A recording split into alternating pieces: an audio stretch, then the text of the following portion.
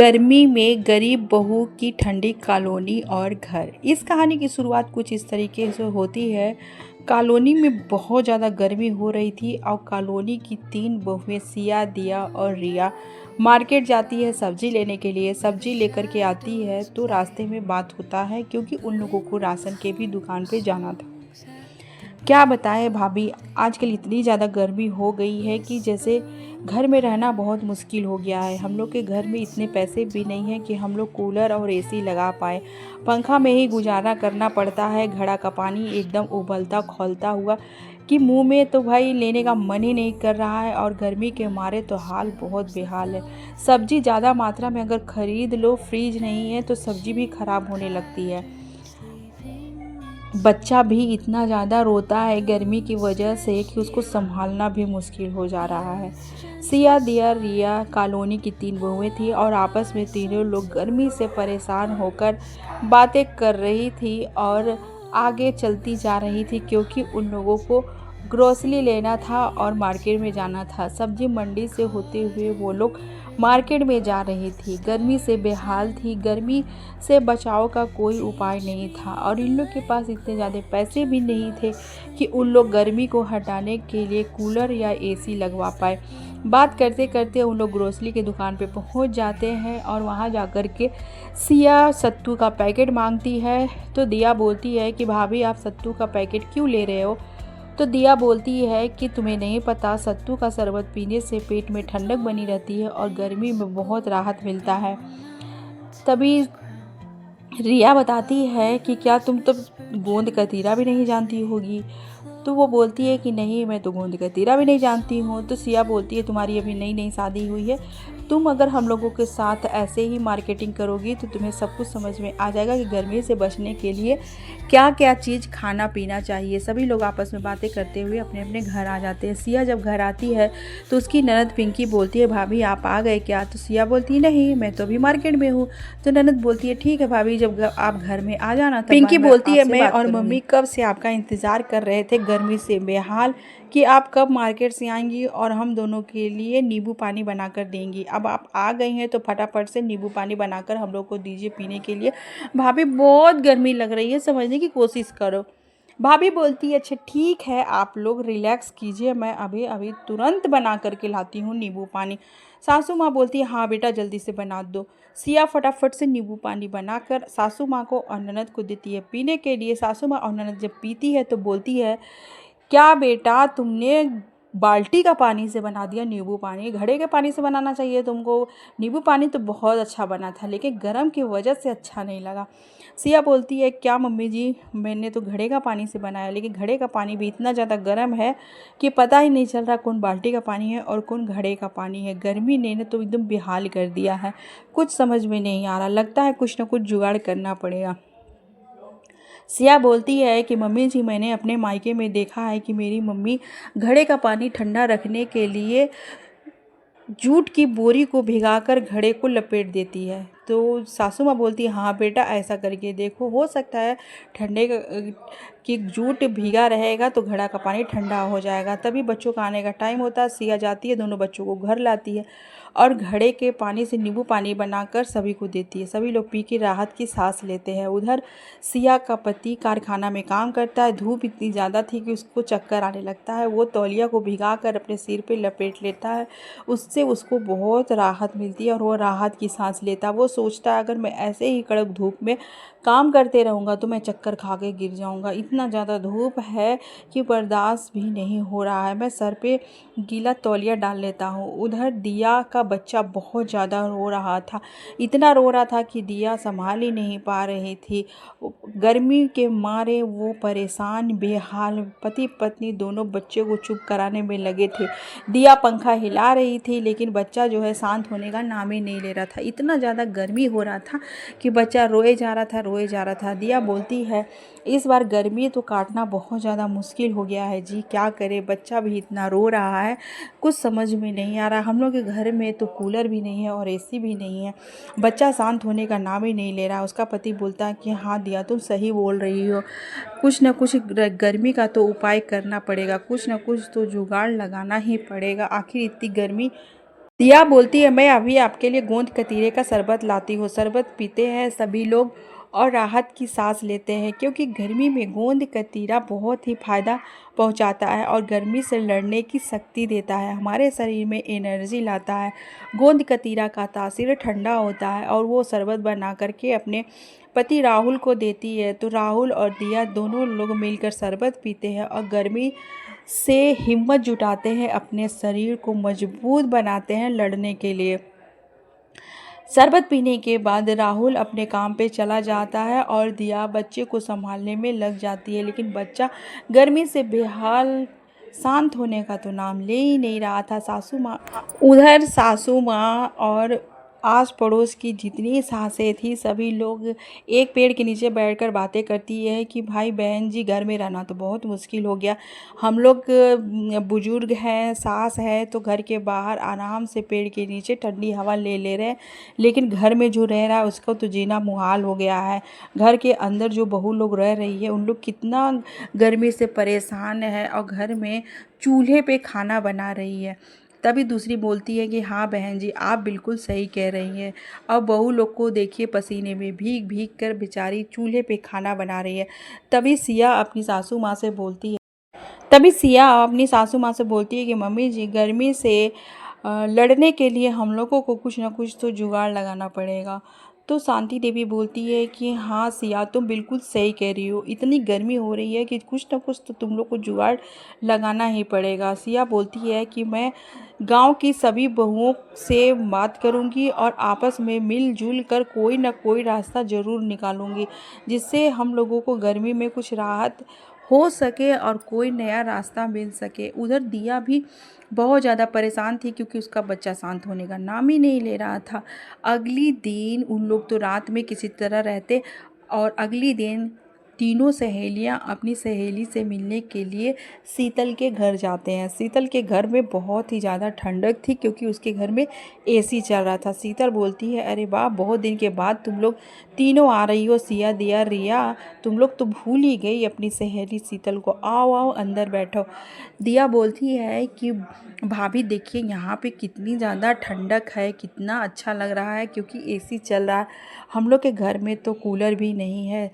शीतल की तो भाई मौज ही मौज है, इतना अच्छा ठंडा ठंडा में रह रही है। शीतल बोलती है तुम लोग सब बैठो, मैं तुम लोगों के लिए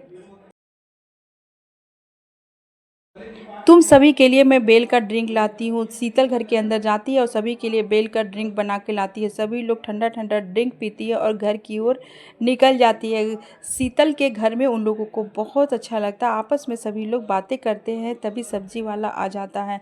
सभी बहुएं बोलती हैं कि तुम बहुत लेट लेट में क्यों आते हो। तो सब्जी वाला बोलता है कि बहन जी आपका कॉलोनी बहुत गर्म होता है जिसकी वजह से इधर आने का मन ही नहीं होता। दूसरी कॉलोनी बहुत ठंडी रहती है, इसीलिए मैं उधर ही रोज़ रोज़ चक्कर लगा लेता हूँ। आप लोग अपना एक हफ्ते का सब्जी ज़्यादा बढ़ा बढ़ा कर ले लीजिए क्योंकि मैं इतनी गर्मी वाली कॉलोनी में नहीं आ पाऊँगा रोज़ रोज़। पता नहीं कैसे आप लोग इस गर्मी में इस कॉलोनी में रहते हैं। सारी बहुएं सब्जी वाले की बात सुनकर बहुत चिंता में हो जाती है कि हम लोग कितना गर्मी में दिन काट रहे हैं कि सब्जी वाला भी इस गली में इस कॉलोनी में आना नहीं चाहता है। धीरे धीरे वक्त बीतता है। सारी बहुएं सब्जी लेकर के आपस में आती है और बातें करती हैं कि बताओ कुछ न कुछ गर्मी का तो उपाय करना पड़ेगा। तभी रिया बोलती है कि भाभी मैं कल जब आ रही थी मार्केट से तो मैंने देखा एक बूढ़ी अम्मा अपने घर के दीवार को मिट्टी से पुताई कर रही थी ताकि घर ठंडा रहे।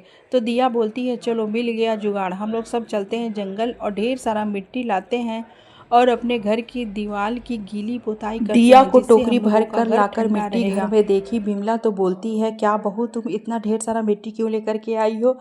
तो दिया बोलती है कि मम्मी जी इस गांव की सारी बहू मिलकर हम लोगों ने गर्मी से लड़ाई करने का एक जुगाड़ बनाया है। हम लोग सब बहुएं अपने अपने घर में दीवार पर गीली मिट्टी लगाएंगे जिसकी वजह से घर ठंडा रहेगा।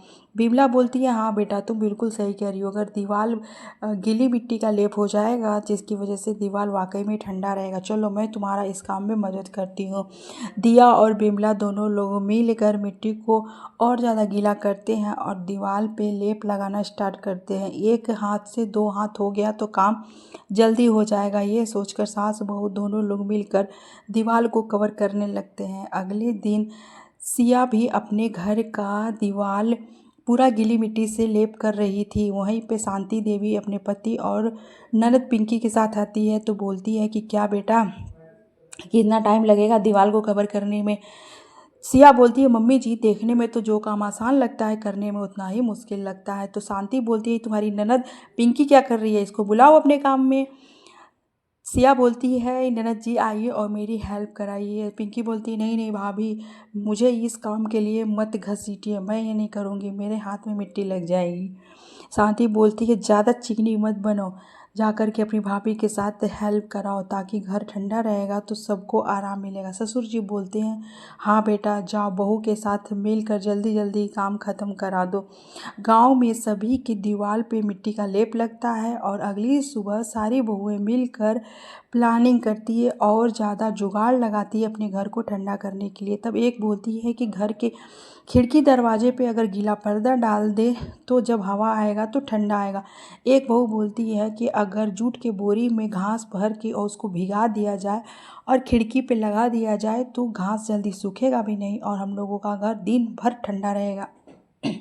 सब आपस में नया नया जुगाड़ लगाते हैं। एक बहू बोलती है कि ऐसा करते हैं कि कूलर तो है नहीं, टेबल फैन को जुगाड़ लगा करके हम लोग कूलर बना देते हैं। सभी लोग अपने अपने घर में जुगाड़ लगाते हैं। सिया क्या करती है जुगाड़ लगा कर टेबल फैन को बना देती है कूलर और मस्त हवा निकलता है। तो ससुर जी और सासू माँ सिया का और रिया का सभी बहुओं का बहुत बहुत तारीफ़ करते हैं। खास करके सिया ही टेबल फैन को कूलर बनाती है तो सारे परिवार बहुत अच्छा कूलर का हवा ठंडी ठंडी लेते हैं और अपनी बहू की बहुत तारीफ़ करते हैं। तभी पिंकी खीरा काट के लाती है और बोलती है ठंडी ठंडी हवा के साथ खीरा खाइए तो पेट में भी ठंडक बनी रहेगी और मन भी शांत रहेगा। सभी लोग पिंकी की बातें सुनकर हंसने लगते हैं और सभी लोग खीरा खाते हैं। अब भाई भी गर्मी से परेशान नहीं था। जब वो काम पे जाता था तो बहुत गर्मी लगती थी और घर आता था तो बेचैन हो जाता था, लेकिन अब जुगाड़ू कूलर से भाई को भी बहुत राहत था। घर में वो चैन से सो सकता था और राहत की सांस ले सकता था। और उधर दिया का बच्चा भी बहुत रो रहा था। दिया बोलती अपने पति से कि मैंने जूट की बोरी में घास भर दिया है और इसे आप खिड़की पे लगा दीजिए, मैं पानी का छिड़काव करूँगी और उधर से जो भी हवा आएगा तो ठंडी हवा आएगा तो घर ठंडा हो जाएगा। राहुल बोलता है तुम ठीक कर रही हो दिया, लाओ मैं इसको खिड़की पे लगा देता हूँ। राहुल उस जूट में भरी बोरी में घास को खिड़की पे लगा देता अच्छे से और दिया उस जूट के बोरी में जो घास भरा था उसमें पानी डालकर भिगा देती है। आधा एक घंटे के बाद घर बहुत ज़्यादा ठंडा हो जाता है। जब सासू माँ आती है बिमला तो बोलती है अरे वाह बहू, तुम्हारे इस जुगाड़ से घर तो बहुत ठंडा हो गया। उधर से लहर बिल्कुल भी नहीं आ रहा, जो लहर आ रहा वो ठंडी हवा में कन्वर्ट हो जा रहा। और बाबू को भी देखो कितना मस्त सो रहा है, रो नहीं रहा बिल्कुल भी क्योंकि उसको ठंडक का एहसास हो रहा है। तभी बाबू उठ जाता है और वह ज़ोर ज़ोर से हंसने लगता है। दिया बोलती है कि देखिए गर्मी की वजह से बच्चा कितना परेशान होकर रोता था, आज देखिए रूम थोड़ा सा ठंडा हो गया तो बच्चा कितना खेल रहा खुशी हो करके। राहुल बोलता है कि हाँ दिया तू बिल्कुल सही कह रही हो, तुम औरतों के जुगाड़ से हम लोगों के घर में थोड़ी राहत हुई और ठंडक का एहसास हुआ। ऐसे करके सारी घर में अपनी अपनी बहुओं लोगों ने जुगाड़ लगाया। बाहर गांव की दो औरतें आती हैं और सभी की सासू माँ बैठकर बाहर चौपाल पे बातें कर रही थी तो आके बोलती किसकी बहू कितनी जुगाड़ू है, मुझे भी कुछ जुगाड़ बता दे। तो सभी की सासू माँ बोलती है शांति बिमला कमला कि हम लोगों की बहुएं सब मिल कर सारा जुगाड़ बनाती है, अगर तुम्हें कुछ जुगाड़ सीखना है तो हमारी बहुओं से मिलना पड़ेगा। दोनों औरतें बोलती है ठीक है, कहाँ मिलेगी तुम्हारी दोनों तीनों की बहुएं। वो बोलती है तुम्हें घर जाना पड़ेगा। दोनों औरतें घर जाती है और आपस में बातें करती हैं। सही में ये गांव में बहुत ठंडक है, मैं सभी से जाकर के जुगाड़ सीखूंगी और अपने घर को भी ठंडा बनाऊंगी। सिया, दिया, रिया, टिया सारी बहुएं बाहर आती हैं और उन दोनों औरतों को अपना जुगाड़ बताती है। दोनों औरतें बहुत खुश हो जाती हैं उन लोगों का जुगाड़ सुनकर और मन ही मन में सोचती है कि अगर ये सारा जुगाड़ मैं अपने घर में करूँगी तो मेरा घर भी बहुत ठंडा हो जाएगा। धन्यवाद करते, बहुओं की तारीफ करते दोनों औरतें चली जाती हैं। घर के बाहर सासू माँ लोग बैठकर अपनी बहुओं का बहुत तारीफ करती हैं और घर के बाहर पति लोग भी आपस में मिलकर अपनी अपनी पत्नियों का बहुत तारीफ करते। पहले तो घर आने का मन नहीं करता था, घर इतना जलता था, बच्चा इतना रोता था, घर का माहौल बिल्कुल भी अच्छा नहीं था, पीने को ठंडा पानी नहीं था। लेकिन हम सभी की पत्नियों के जुगाड़ से अब घर में बहुत राहत है, पीने को ठंडा पानी है, ठंडक की वजह से बच्चा भी नहीं रो रहा है और घर में जुगाड़ू कूलर का तो भाई पूछो ही मत, इतनी अच्छी ठंडी ठंडी हवा लग रही है कि घर आने का मन करता है और लगता है 2-4 घंटे सो लूँ। तभी सब्जी वाला आता है और चिल्लाता है, बहन जी, भाई जी, सब अपने अपने घर से आओ और सब्जी ले लो। सारी बहुएं सब्जी वाली का आवाज़ सुनकर जाती है और बोलती है, क्या भैया आप तो बोल रहे थे कि मैं इस गली में रोज़ नहीं आऊँगा, तो फिर आप कैसे आ गए? सब्जी वाला बोलता है, अरे बहन जी मैं क्या बताऊँ, आपकी कॉलोनी तो बहुत ज़्यादा ठंडा हो गया है, अब तो आपकी कॉलोनी में बार बार आने का मन करता है। बगल की कॉलोनी तो बहुत ज़्यादा गर्म है, आप लोगों ने ऐसा क्या जुगाड़ लगाया कि आपकी कॉलोनी तो बहुत ज़्यादा ठंडक से भर गया है। सब्जी वाले से सारी औरतें सब्जी खरीदती, सब्जी वाला उन सभी बहुओं की बहुत तारीफ़ करता है और बोलता है, आप अपनी जुगाड़ कुछ अगल बगल गांव वालों की औरतों को भी बता दीजिए ताकि आपकी जुगाड़ से उन लोगों का भी भला हो जाए। सिया, दिया, रिया, टिया बोलती है कि हाँ हाँ भैया बिल्कुल, क्यों नहीं, मैं सभी को अपना जुगाड़ बताऊंगी। सारी बहुएं बैठकर आपस में जुगाड़ लगाती है कि अब तो हम लोग का घर ठंडा हो गया, थोड़ा और जुगाड़ लगाते हैं ताकि हम लोगों को गर्मी में और राहत मिले। तब तक सिया बोलती है, ऐसा करते हम लोग मिट्टी का बिस्तर बनाते हैं। दिया बोलती है, नहीं, मिट्टी का बिस्तर तो बहुत हार्ड हो जाएगा और सोने में बहुत चुभेगा। तो सिया बोलती है कि उस पर हम लोग ठंडी ठंडी घास का बिस्तर बना लेंगे, जिसकी वजह से बिस्तर में हमेशा नमी बनी रहेगी और ठंडक का एहसास रहेगा। तभी सिया बोलती है कि नहीं नहीं, अगर घास पे पानी डाल देंगे तो हम लोग का बिस्तर पूरा भीग जाएगा। तो टिया बोलती है कि अगर घास में हल्का नमी हो और उस पर अगर हम लोग चादर डाल दें और फिर सोए तो बहुत ठंडक का एहसास होगा। सारी बहुएं सहमति होते हैं एक दूसरे से और अगले दिन चले जाते हैं जंगल में घास लेने। यहीं का घास बहुत अच्छा है, सभी लोग आपस में बातें करते हैं क्योंकि खिड़की पे यहीं का घास लगा था। बहुत सॉफ्ट और मुलायम घास है। सभी लोग आपस में बात कर ही रहे थे, तब तक बूढ़ी दादी आती है और बोलती है, तुम लोग यहाँ क्या कर रही हो? तो सिया बोलती है कि दादी माँ, आपका जुगाड़ यहाँ से वहाँ तक पहुँच गया, मैंने देखा आपका जुगाड़ और आज हम लोग घास का बिस्तर बनाने का जुगाड़ बना रहे हैं। तो दादी माँ बोलती है कि अरे बेटा, मेरे शरीर में तो अब ताकत ही नहीं बची, नहीं तो मैं भी घास का बिस्तर बना लेती तो मुझे भी गर्मी में थोड़ी राहत मिल जाती। तो टिया बोलती है, कोई बात नहीं है दादी माँ, सबसे पहले आपसे ही शुरुआत होगा, हम सब मिलकर आपके लिए ही पहला बिस्तर बनाएंगे, उसके बाद अपने अपने घर के लिए बिस्तर बनाएंगे घास का। दादी माँ बोलती है कि नहीं बेटा, तुम लोग कितना मेहनत करोगे।